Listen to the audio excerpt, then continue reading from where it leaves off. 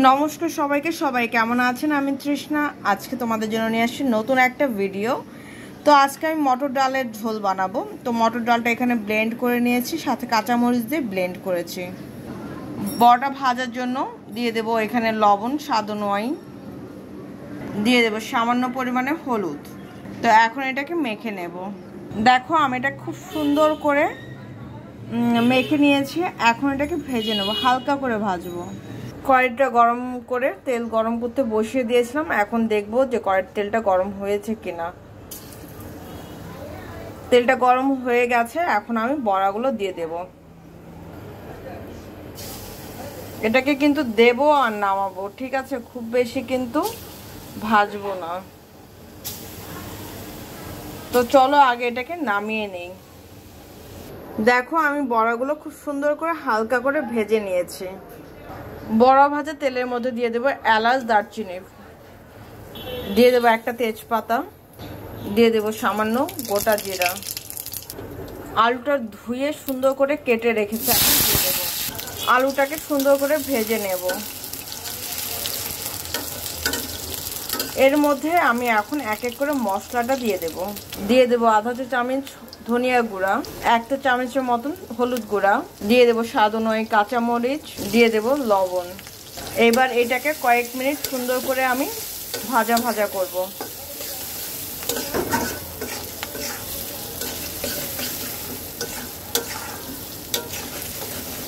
তো চলো এটা একটু ভাজা ভাজা হোক। দেখো আলুটা কিন্তু খুব সুন্দর মতন আমার ভাজা ভাজা হয়ে গেছে। এখন দিয়ে দিলাম হলুদ, কষানোর জন্য জল, কি বলছি। আর তোমাদের কাছে একটা রিকোয়েস্ট, যদি আমার ভিডিওটা ভালো লেগে থাকে তোমার ফ্রেন্ড সার্কেল, আত্মীয় স্বজনের মধ্যে কিন্তু শেয়ার করতে ভুলো না। Please subscribe my channel. আর পুরো ভিডিওটা দেখো, কেমন লাগে সেটা কিন্তু অবশ্যই কমেন্ট বক্সে জানাতে ভুল করো না। তো এখন আমি এটাকে কষাবো সুন্দর করে, সময় নিয়ে। কষানো হলে যখন তেল ছেড়ে দেবে তখন এর মধ্যে দিয়ে দেবো ঝোলের জল। তারপর কখন কিভাবে দিচ্ছি, কি দেব, ঝোলের জলের আগে কি দিতে পারি বা দেবো নাকি সেটা তোমাদের সাথে শেয়ার করব। এই দেখো আমার কিন্তু মশলাটা খুব সুন্দর মতন কষানো হয়ে গেছে, তেলও ছেড়ে দিয়েছে।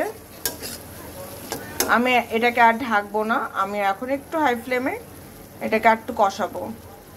দেখো মশলাটা খুব সুন্দর মতন কষানো হয়ে গেছে। এখন দিয়ে দিলাম ঝোলের জল। ঝোলের জলটা দিয়ে দিলাম।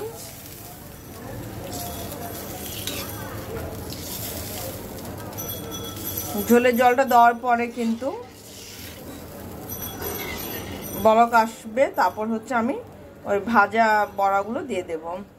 একটু বেশি করে জল দেবে, কারণ ঝোলের কিন্তু বড়াতে প্রচুর জল টানে। দেখো ঝোলে কিন্তু বলক চলে আসছে, প্রায় না, ভালোভাবে বলক চলে আসছে। ঠিক ওই সময় আমি ডালের বড়াটা দিয়ে দেব।